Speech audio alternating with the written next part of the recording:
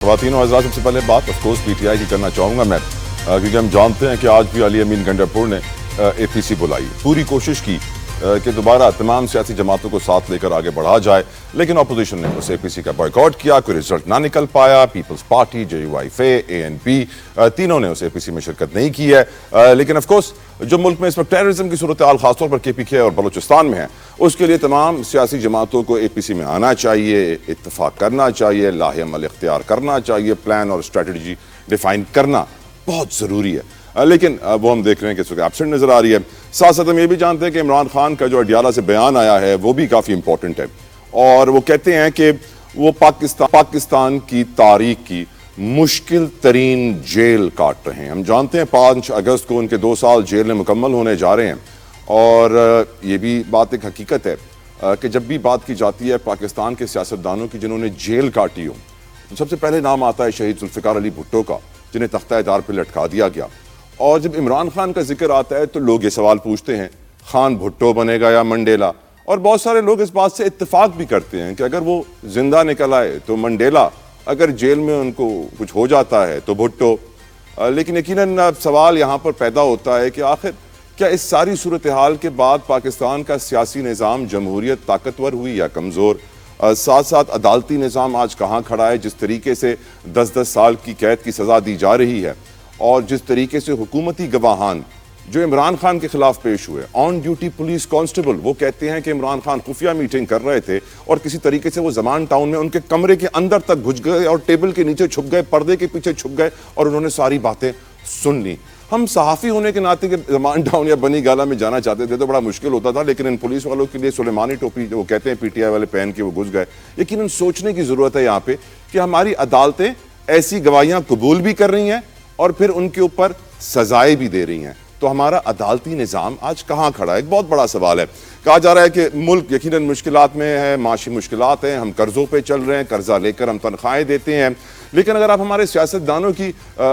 شاہ خرچیاں دیکھیں، ان کا life style دیکھیں تو یقین ہی نہیں آتا ہے۔ فار ایگزامپل پاکستان کی جو ایم این ایز ہیں، ان کو 2 سال میں جو رپورٹ آئی ہے اے جی پی آر آفس کی، accountant general Pakistan revenue office سے جو رپورٹ آئی ہے، تو جو 2 سالوں میں پاکستان کے ایم این ایز کو ٹریول واؤچرز دیے گئے ہیں، وہ دیے گئے ہیں 116 کروڑ روپے کے، 1.16 ارب روپے، تو 116 کروڑ روپے کے ان کو واؤچرز دیے گئے ہیں گھومنے پھرنے کے لیے، travel vouchers, T A D A. اور میں یہ آپ کو بتا دوں کہ اس کے اندر پرابلم کیا ہے کہ 16 کروڑ 10 لاکھ کی تو کوئی رسیدیں ہی نہیں ہے، پیسے نکال دیے گئے ہیں، معلوم ہی نہیں وہ کہاں گیا ہے، تو اے جی پی آر آفس پوچھ رہا ہے کہ یہ کیسے واپس آئیں گے۔ دوسری طرف ہم یہ بھی جانتے ہیں کہ ملک کی معیشت ہو، چینی ہو، آٹا ہو، اشیاء خورنوش ہو، بجلی ہو، گیس ہو، پانی ہو، سب پیسے سے آتا ہے اور سب مہنگا ہو رہا ہے۔ اس وقت کچھ ماہرین یہ کہہ رہے ہیں کہ پاکستان میں ڈالر کی سچویشن کچھ خطرے میں پڑ سکتی ہے، کیونکہ ڈالر کی سمگلنگ دوبارہ شروع ہو گئی ہے، اور یہ بھی کہا جا رہا ہے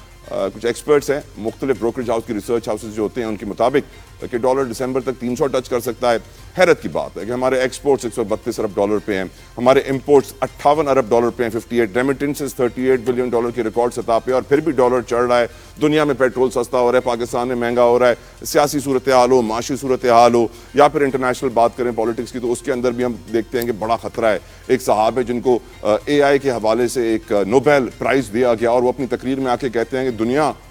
ریڈی رہنا، اے آئی سب سے بڑا خطرہ ہے جو آپ کو لاحق ہے، خاص طور پہ فیک نیوز ہو، دوسری چیزیں ہوں، آٹونومس ڈیسیجنز لی جا سکتی ہیں، بڑی بڑی ڈیفنس کے لیے بھی، آرمیز کے لیے بھی فوج بنائی جا سکتی ہے۔ جو ہم نے موویز میں دیکھا ہے کہ روبوٹس جنگیں لڑتے ہیں، it can all be possible, اور جس دن یہ بات ہوتی ہے انہی دنوں کے اندر ہم دیکھتے ہیں کہ ٹرمپ صاحب جو ہے اپنے دشمن کے لیے ایک اے آئی جنریٹڈ ویڈیو نکال دیتے ہیں باراک اوباما کے لیے، کیونکہ ان کو نظر آتا ہے، خبریں ملتی ہیں کہ باراک اوباما کوئی سازش کر رہے ہیں ان کی حکومت گرانے کے لیے، تو جھوٹی اے آئی سے بنی ہوئی ویڈیو دے دیتے ہیں ڈونلڈ ٹرمپ صاحب، جس میں باراک اوباما وائٹ ہاؤس سے اریسٹ ہو رہے ہیں اور ان کو جیل میں بند کیا جا رہا ہے، اور یہ ساری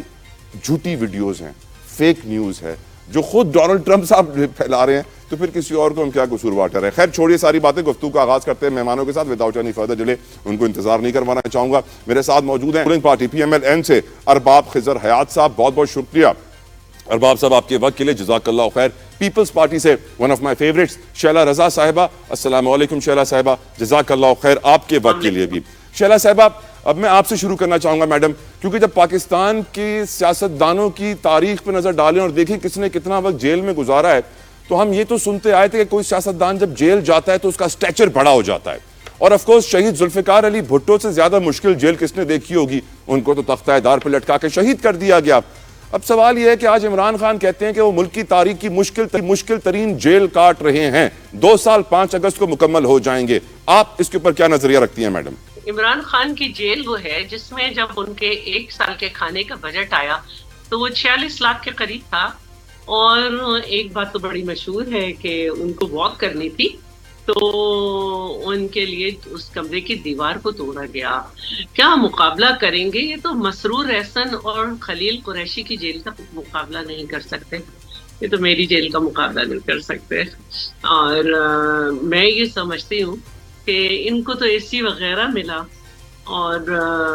اگر میڈم آج کے بیان میں وہ کہتے ہیں، آج کے بیان میں میڈم وہ کہہ رہے ہیں کہ مجھے وضو کے لیے صاف پانی نہیں دیا جا رہا، میرے بچوں سے میری بات نہیں کروائی جا رہی ہے، اور اپنی مرضی کے بندوں سے ہی مجھے ملنے دیتے ہیں۔ آج کا ان کا یہ بیان ہے۔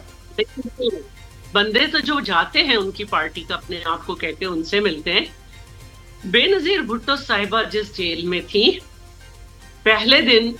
باتھ روم کا جو دروازہ تھا، باتھ روم کا دروازہ اور انٹرنس ایک دوسرے کے سامنے تھا، اور باتھ روم کے دروازے پہ باتھ روم میں دروازہ نہیں تھا، اور میڈم عمران خان کے باتھ روم پہ کیمرہ لگایا گیا، میڈم وہ کہتے ہیں۔ پھر جاتے کیسے؟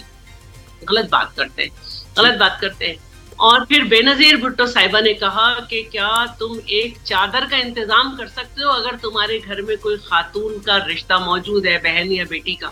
پھر سپاہی رونے لگا اور اس نے چادر لا کے دی۔ کچھ لوگوں نے بے نظیر بھٹو صاحبہ کو جو ہے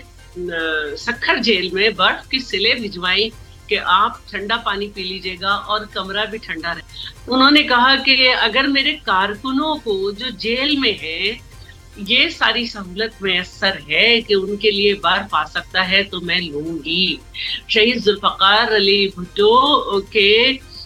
جیل میں سب یہ کہتے ہیں کہ باتھ روم کے اندر کنستر رکھ دیا گیا تھا کہ پہلے اس کو گندگی